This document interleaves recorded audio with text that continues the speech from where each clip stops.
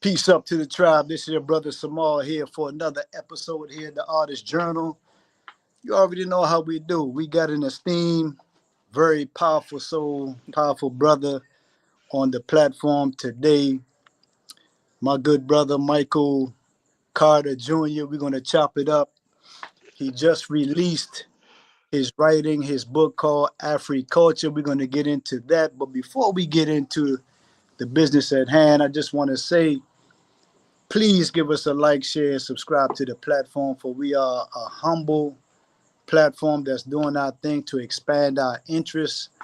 This is a platform where we chop it up pertaining to the African diaspora.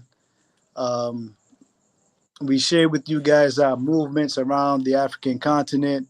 And of course, we are artists over here, my wife and I, and a couple of other young brothers from Kenya. We have an art shop, a workshop. We was recently in Nairobi Art Museum where J Cafe showcased two pieces made out of glasswork. So without further ado, want to say welcome to the platform. Michael, how you been? It's funny hearing you call me Michael. Yeah, I know. No, but we're good though. You, what Say you again? going by? What you going by? My checks say Michael on them, Okay. Okay, cool. but you can call me, what you're familiar with. Because I know you're Oh, familiar with another name, so you definitely can call me that if you're most familiar with that. I don't deny that. okay, bet. So family, this is my good brother Ben Orr. We go back uh close to a few decades. And Yeah. as early young men, Benoit was known for his love of his people. Always giving of himself, always putting himself first. Putting himself last, and the people first. Now he's delved into the arena of plant-based foods slash agriculture, once again positioning himself to feed one the people and two to heal the people. You understand? Ben Orr is an agriculturalist, farmer, mentor, teacher of many. And I saw on your Facebook page, you a Jedi Knight now too? I was that before you met me. I'm retired though. I mean, not Respect. retired. I'm just a former Jedi Knight. You former Yeah, I Jedi studied Knight. under Yoda for a number of years.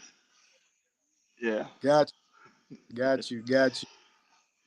So Ben, well, how you been, man? How you been? Outstanding, brother. Outstanding. Where you at these days? It looks like you're in a tropical environment. Say it one more time. I said it looks like you're in a tropical environment. Yeah, I'm on vacation with my family, so yeah, I'm chilling here. The tropical part of the Okay, United States. got you. We ain't gonna hold you too long then. So let's get into it, Ben. You all good? Tell us what inspired the book in your own words. You could have been doing any other thing. Why sit down and tackle a book? I know that's not the easiest thing to do. What inspired the book? What inspired the book, Big Brother, was my ancestors and being able to tell their story in a way that highlighted some history, highlighted some agricultural achievements, highlighted some contributions, but then highlighted them. So, in the beginning of the book, you'll notice um, before anything starts, there's a period of libations where, just like a traditional libations, I just call it the names, write out the names of my ancestors, the different deities, the different impacts of people that have had on my life. So what inspired the book was want to inspire or share the history of my ancestors. Two, the contributions to agriculture the African Americans and Africans have made over, I don't know, the last 400, to 4,000 years. That many times when we think about agriculture and African Americans or black people, the first thing that comes to mind is slavery. The second thing that comes to mind is sharecropping. Usually the third thing that comes to mind is poor, unprosperous, uneducated. And I wanted to use the book to, just share some information that I've gathered over the years related to agricultural exploits of individuals who really shaped the world with their genius. Every Black History Month we hear about George Washington Carver, the peanut guy, but his Yeah. genius changed the course of agriculture. And there's so many others like him who've changed the course of agriculture. And I was born into an agricultural family. Um, I was in agriculture in the community we were in. So sharing a bit of my history, my experiences, and then the history of those individuals who shaped agriculture and shaped a lot of our everyday lives. So I wanted to make sure I honored them and educated individuals who may not have known. Because I work in the field of agriculture now, I saw it as a need to kind of share these stories that a lot of folks just don't know about. So let me ask you this: the Carter farm or the farms, was this something that was established um, decades ago, or was that something that's a recent venture? That's a uh, so it's I established Carter Farms in 2017 as an official Okay. business. My family Okay. has owned the land that we're on since 1910. Wow. So and Wow. then we have another property that my great grandfather purchased, another 25 acres. He purchased in 1919. So we have two properties that are over 100 years old in our family that have been Wow. maintained in our family. Um, and back then it wasn't necessarily a farm; it was a homestead. You know, but in a rural homestead, you're gonna have farming, and it's just been there since through the Depression, through the World Wars, through Vietnam, through deaths in the family, through deaths on the farm in the family. So it's kind of withstood a lot. And right now we're even dealing with a challenge now with new electrical transmission lines that's going to be utilized to power data centers that's coming right behind the farm or proposed to come right behind the farm. And that's a new fight that I have to put up because the reality is if that happens, I'm leaving. I can't stay. I've sought to be healthy my entire life, and this will be a threat to my health if it comes through. So are they looking to try to buy you out as well, or you've been No, we just get given office? we get none of the way it's slated. It's going to run right behind our property, so it's not going to be a buyout. It's going to be our neighbor, Wow. and so we get none of the benefits of potentially having a buyout, but all the negative effects from the environment. So that's my newest, latest probably hurdle, and my it's gotten me in my feelings a bit in terms of how I move forward, how I position myself, even what I do in this season and the upcoming seasons, because at a certain point you get tired of fighting. And Yeah. it's like every time I think that we're going to settle in and kind of do some things, there's another hurdle that I got to jump through, and I'm tired. We've been fighting for a while, man. And it's like at some point you just want to chill. Man, trust me, I know the feeling. Yeah. So with that being said, are you meditating and looking? Because I know you had spent several years on the African continent, Hmm. and that's your the name of your book is Africulture. So you are well versed in the traditions and cultures, all across the African continent. Are you now considering coming back to Africa? It's on my mind. It's on my mind. Uh, Finding the right place for me and where my soul sits is, you know, what I'm having to wrestle with. I spent 5 years in Ghana, um, and in Ghana I was there, and I was all over the country. I was in Cape Coast, in Aburi, in Sokokope, in Winchi. In 5 different regions I lived in, 4 different regions, and became well versed with different cultures. Um, and when you're there, you get a little comfortable. You get um, a little tired as well and frustrated with some of the things you see. Um, so if push comes to shove, there could be definitely another exodus for me outside of the country once my children get of age to kind of fend for themselves, and I've set up things for them. Because it's definitely something I'm looking at, even as it's a part-time thing. Because America is taxing at times, and you need a place to go and kind of just let your head down and be you. Yeah, for sure. Where are some of the countries that you've been looking at that can be a potential for you? I'm still in the very, very early stages, so I mean, um, Got you know, I really like or I want to explore Sao Tome and Principe. I you. want to store. I want to explore kind of that central region of Africa, like Congo-ish, like near the bush. Um, just because of the mineral concentration in a lot of those areas. It's my understanding that, I mean, if our plants are deriving food or minerals from the soil, and giving it to us, my health can be prolonged in areas that have the most minerals. So Congo, Northern Angola, and these are all areas for me that I probably don't speak the language, which is a blessing and a frustration at the same time. It's a blessing because when you talk about cognitive diseases, learning a language is a great way to continue to stave off any issues with your brain related to Alzheimer's and other things. Learning new cultures is also another way.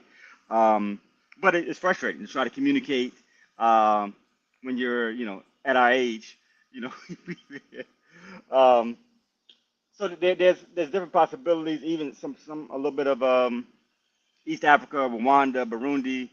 Um, they're all choices that I'm looking at, and it's kind of trying to figure out Central African Republic, a couple of areas that just aren't known, that aren't social media, the Yeah, yeah, yeah. yeah, just Ruled, because I you don't want ruled social media, I want you life. ruled out Kenya, huh? You ruled out Kenya all in all, huh?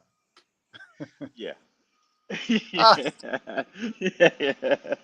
I wasn't a fan of hey, Kenya when I went there. It was cool, but it wasn't my total J. It got too cold there, man. I was going across the equator, man, shivering, my nose running. I'm like, man, this can't be what I was taught. It's cold here, yeah, in brother, July. you got to come down on the coast, man. Where your brother at, man? I'm not up in Nairobi, man. And I'll This, do that. I this come to visit. huh? I come to visit. Yeah, My goal, one of my goals, in a very short, little bit of time, was to visit all African countries. So that would include. I mean, I've been to Kenya before, but I'll probably jump back to Kenya, hit Tanzania, and Zanzibar, and just kind of enjoy myself a little bit, partake of the goodness of the continent. yeah, for sure, man. What was the first country you said? You said it was a funny name. Sao Tome and Principe. Sao Tome and Principe, which is an island off of West Africa. Yeah, yeah, yeah. I was just watching a piece that Water Maya did. Hmm. Yeah, man. Yeah, It's a beautiful, beautiful island.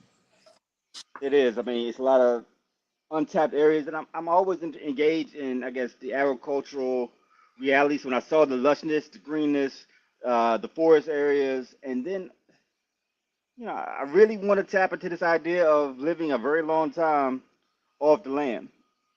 And Yeah. I can only imagine that there's some fruits and vegetables there that are one Oh yeah, nutritionally rich, nutritionally sound, but also rare. Because you know, and there's so many things that I have to consider when you look at moving to a different place now as you get a bit more mature in your travels. I gotta look up just as much as I look down.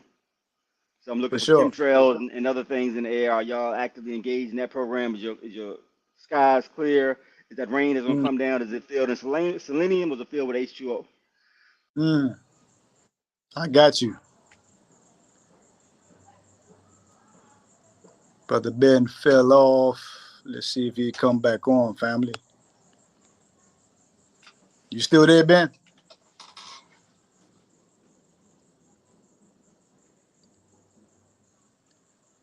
Well, Try.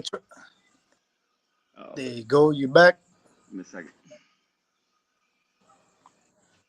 I can't hear you.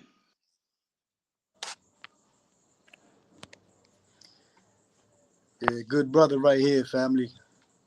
Wealth of information. We're going to get more into his book and see where we can purchase the books. You back, I'm back, Ben? brother. Yeah, I'm here. Can you hear me? I can hear you just fine. Sorry about that. Can you hear me? Somebody, I can hear you just fine. Can you hear me? So you studied the likes of like Yaki and Dr. Sabi? I won't say study them. I'm very much aware of their works and their efforts, and I admire what they've done. I would love to be able We to. can't we can't hear you, Ben. Uh, how about now? If you're on mute, take yourself off mute. Can you hear me now?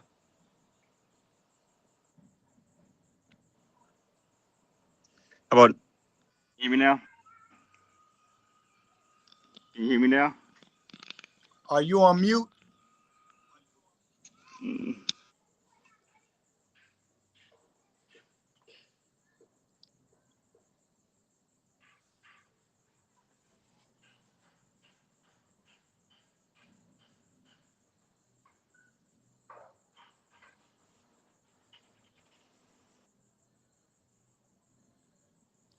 You can hear him, Ben, but I can't hear him at all. I don't know what's going on.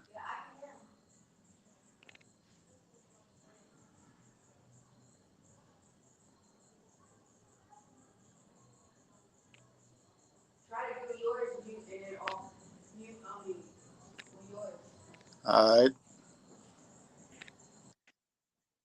Ben. Can you hear me now? Yes, sir. You back. You back. All right. My bad.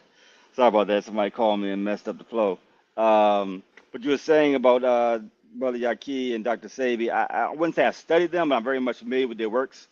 I would love to get a good understanding of what Dr. Sabi studied related to, some of his understanding. Brother Yaqui is definitely somebody I listen to when I can. And again, another brother I think that's done a tremendous amount of research. Um, I haven't studied necessarily, I'm not in that Dr. Healer Rofe type mindset. Um, I'm much more of a student when it comes to that. I want to learn, and I'm not necessarily trying to share what I learn. I'm just trying to learn. I don't want to be the authority per se. I just want to be the person that knows what works for them. I got you. I got you. Well, over here, we was talking. You were talking earlier about exotic, foods. Man, we done stumbled across anything you could think of over here, man. Sugar apple, sour sop, like the list goes on. Dragon fruit. The tree tomato you have No, there. say it again. The tree tomato you have there. Everything, bro. The Everything. managu, the sukuma Yeah, wiki. yeah. Hmm. What you know about that, man? Skuma Wiki, man. What you know about that? I grow it. What are you talking about? What are you talking? In the States? Yeah, Yeah. yeah. I grow Respect. sukuma wiki and managu. Nice, man. Nice. So getting back to the book, Africulture, man, how long did it take that to materialize come forth? um, it probably. I mean, it took a year to put together, roughly, maybe even not about 9 months, like the birth of a child. But the material was over a lifetime. So I've been gathering the material for the book since I was born. And kind of better understanding my history, my role in life, um, and then having the confidence and to write a book, um, and then a book deal to actually write a book because that helped a lot uh, Hmm. in in getting it done. I was called in 2020 by another publisher that I didn't go with about writing a book.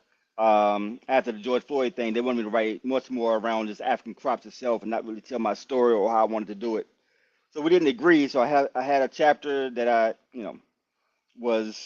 kind of had as a marketing thing, and I approached another publisher that I was familiar with, and they were familiar with me, and it was almost some love at first sight of sort where like, hey, okay, let's do this, and let's do it the way you want to do it. So they gave me creative bounds to do how I wanted to do. I mean, they challenged some things like the libations and some of the other things that are probably not traditional in a book. But once I was able to explain it, it was like just explain it so the audience or whoever's reading it would know it and go with it. So it worked well. I think I signed my book agreement in October of 2024. My first manuscript was in June 2025, and then there was edits and re-edits. Edited about 3 or 4 times in that process, and finally was ready in January 2026.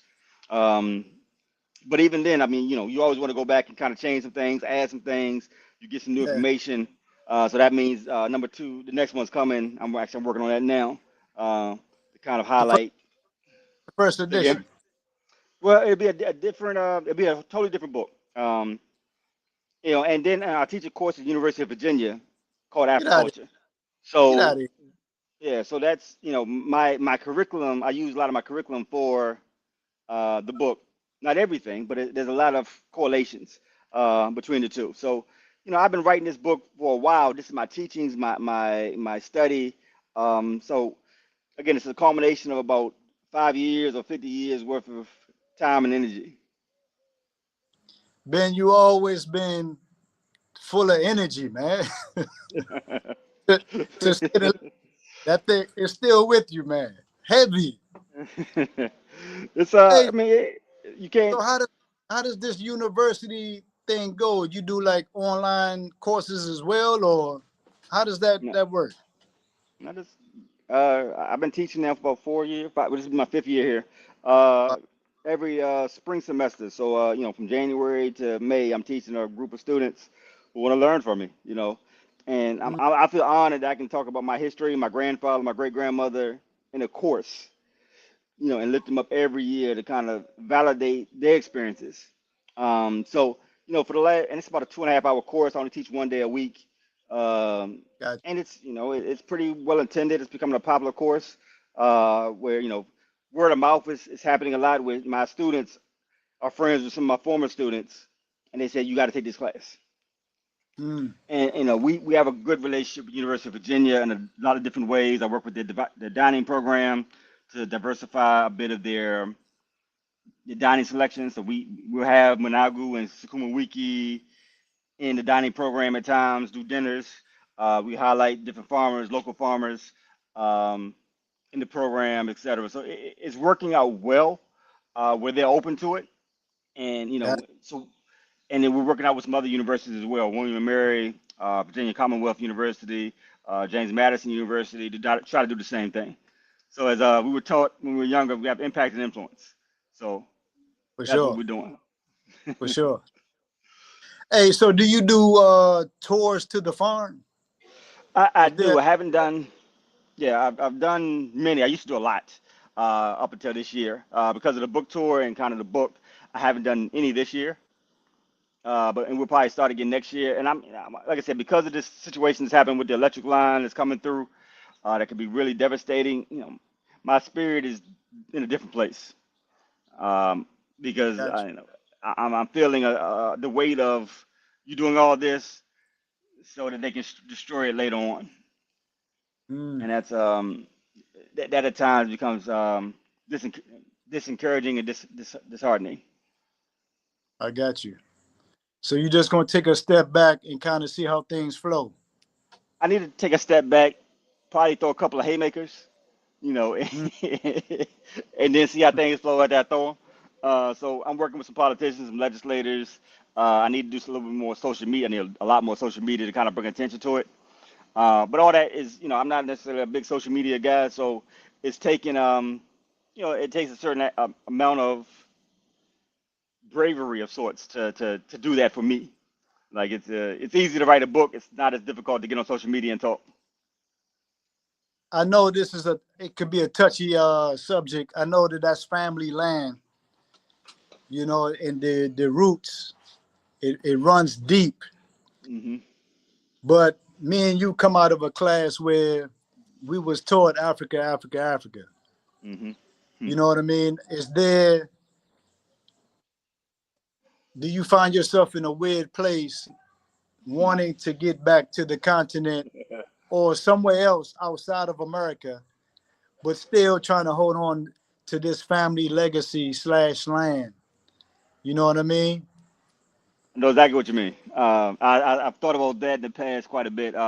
What we were taught versus my reality, and I had to recognize my reality was different than maybe a lot of folks who were in the community. For sure.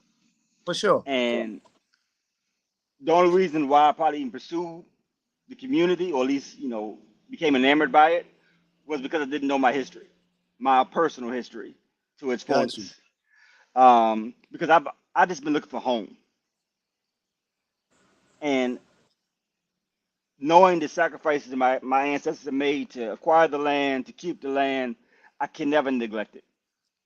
I can never sell it. I'm ancestrally locked in to that parcel, that 150 acres there, 25 acres here. My family has some other pieces of land as well. In my portfolio, I probably got about 200 acres of land in my family portfolio. Um, So yeah. Ben, in hmm Virginia, In Virginia, that's a yeah. Carter Farms is 150 acres. Yeah, 150 acres in one, like the main area that most people come to. 25 acres about 5 miles away, and then my mother has some land, 20 acres here, 16 acres there. And we have some personal property as well that we've added on to in the last couple of years. And it's not like it's all of it is none of it is like commercial land or residential land. It's just our land.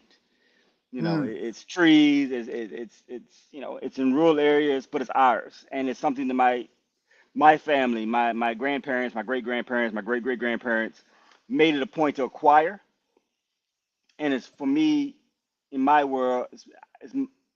I'm making a point to maintain it and tell a story about it. So there is a desire to explore Africa, but not to live there for me right now. I got you. At least not I full got time. I'm trying to really see the connections or major connections between my family history and indigenous cultures, African cultures, European indigenous cultures that we came out of, and I got that's been my soul work. So I know going home, going to Africa was the thing, and I did it. I did it. I you did it did it before a before lot of a my lot. folks. Yeah, You did it before a lot of us did it. yeah. I did it. I did it with a family. I did it when I was young. I made it work. I mean, I was doing okay in Ghana. I was making $2,000 a month in Ghana, USD. And if you know the ratio in terms of the exchange rate. I mean, that's what an MP, a member of parliament, would make in Ghana, roughly what I was making a month. Hmm. So I was okay. We was able to save, we was able to grow, we was able to build. But at the end of the day, it wasn't home. At the time, Ben, what was you engaged in financially? Agri- Agriculture. Wow. I was working with your folks, ABI, African Boreholes Initiative, as a consultant, organic agriculture consultant. And I was working on different farms throughout Ghana. And I had to say, they made a tremendous negotiation by paying me $2,000. That was what they Man, negotiated for their consultants a month. I'm like, and from the state's perspective, that's not a lot of money, right? That's $24,000 a year from the state's perspective. But from the African perspective, Lord knows. and that's 150,000. Say again? I said that's like having 150,000 a year. Yeah, yeah, yeah. Yeah. And doing something you love. I'm growing food. I'm learning. I got a staff under me that I'm working with. Yeah, and I had all the credentials. I had the degree, I had the look, I had the willingness to learn, to stay late. All the things we did in our yesteryears at the restaurants we worked with. The same principles, which made you a viable and candidate for paying you this because you gave it your all. Yeah, for sure, man. When it comes to the book, for those who are listening in, where can they find Africulture? You can go to our website, learnafriculture.com. There's some links there that you can go to. There's a couple of black bookstores that have linked there. Um, Ben Books out of Brooklyn. You can get the link on there. Reparations Club out of LA. You can get the book there. Uh, Kendra Books in Connecticut. You can get it there. There's a Pan African Connection in Houston. You can get it from there. So any black bookstore, I encourage you to go there first. Maybe a little higher. You may have to pay for shipping, but it's definitely worth the investment to support our own. If that's not your thing, then you can also go to barnesandnobles.com, amazon.com, walmart.com, target.com to get it as well. You in Sankofa bookstore? Not yet. I've reached out a few times. I haven't got a necessary response back. So I'm not sure if I'm actually in the bookstore or not, but I don't think so. I Okay, would love man, to we be can though. get you in there. I Yeah, know we can you get the you in man, there. Saval. You've been the man since I known I you. mean, be cool with Haley, man. I know. So I used to live a cake storm back in the day. yeah, we set that up, brother. I don't want to keep you too much longer, man. I know you're on vacation Man, with we the care about family. I everybody see the sleep, man. We clouds. good. Yeah, yeah. So, is there any highlights from the book that you want to share with the family? Hmm. But the major highlight is if you don't think we've contributed anything to agriculture worthwhile in America, then you need to read the book. If you do think we contributed anything worthwhile to agriculture, then you still need to read the book to learn about some other things. And when I talk about major things, we were never taught that cotton was an African crop. And ideally, a lot of individuals who were kidnapped and trafficked over here were cotton farmers. Rice is an African crop, dryland rice. Um, Indigo is an African crop. You put the indigo together with the cotton, you have a whole industry that we call denim today. Mm, Our favorite soft drinks, or our most popular soft drinks now, had an African ingredient in it. One of the most absurd things to me that I learned so much about that definitely touched a little bit on the East African side was vanilla. And mm, my dear, vanilla is not an African crop, but its pollination and its commercialization came from an enslaved African boy who was 12 years old and discovered the proper technique on how to pollinate vanilla to give you a vanilla bean. mm, And it's the same technique that he discovered in 1850 that's still used today. This is why vanilla costs so much. And it was from a place called Reunion Island. And a lot of and the vanilla that he orchestrated is called bourbon vanilla. So if you ever go to a store and you see bourbon vanilla, that comes from his area and his expertise. And mm, then when we talk about vanilla, we talk about things being vanilla like it's white. The only reason we think that is because of ice cream. If you ever look at mm. vanilla extract, if you ever look at vanilla beans, what color are they? they're, My they're color. super dark skin. There you go. And vanilla Right. has so much flavor to it. You can a drop of vanilla is all you need a lot of times in something, or a teaspoon. You put a bottle of vanilla in something, you messing it up. It's gonna taste nothing like Mm, yeah. So so trying to relearn so much. So the book gives you a lot of history, a lot of nuggets about my experiences in Ghana, the experiences of a former repatriate who left with family, with young people, and some of the challenges we experienced, some of the inflections and reflections that I had upon myself, my meditations. The book is a jewel. It's a book that I would have loved to have read when I was 16, 17, or when I was a younger person. It would have shaped how I probably moved in the world. I probably would have never met you if I'd have read the book mm. when I was 17, 18. It put me on a different perspective and a different path. Um, it's a bit of my soul that I put into it, and I hope it's received as such. It's meant not necessarily to be a textbook, but to be a book of literature, where you're going to learn something, you're going to be inspired by something. You're also going to hear my pain and my frustrations in the process as well. So and then I want everyone to purchase the book if you can, and then wait for the next one, which should be out probably about 2 years or so. I'm still writing the manuscript. I got you. Real quick, real quick. What do you think about this whole foundational? You understand where I'm going with it? It's just an argument to me, man. It's the craziest argument. What are your thoughts on this new dilemma that's on our doorstep? And definitely, to me, it's definitely a one of those three-letter agencies' ways of dividing us. Um, I think our history is so diverse that you can't be 100% anything. And if you go back 12 generations, you're talking about 2,000 ancestors that you got to identify just from the 12th generation standpoint. So, that's a lot of individuals that you got to identify and say, okay, that person was full blooded, Cherokee or Creek or, Muskogee or whomever. And I'm not saying that you don't have that in your history, but it's a high probability you have a whole bunch of other things in your history. And Right. at this point in time, I think we haven't studied enough of some of our elders like Malcolm, Brother Malcolm, who at the band, in the beginning of a popular song back in our day, Self Destruction, Mm. Brother Malcolm speaks about, there's a little clip of him speaking, and that's the speech from the Bullet or the Ballot.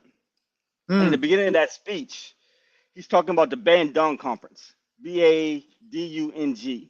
The Bandung Conference was a conference of Africans, Asians, and African Americans getting together, and Caribbean Americans getting together to talk about unity. Mm. And that was the spirit that we got. That's the spirit now that we still have to have. That despite our cultural differences, we still have pretty much one adversarial spirit that's messing with us, that's Mm. focused on our decline. Regardless of how we identify culturally, there's been one adversary that we've had historically since for at least 4 or 5 centuries, right? So For, su- for sure. there's a need to really unify around that. In my travels, I was in India. I've been working with individuals from Tibet.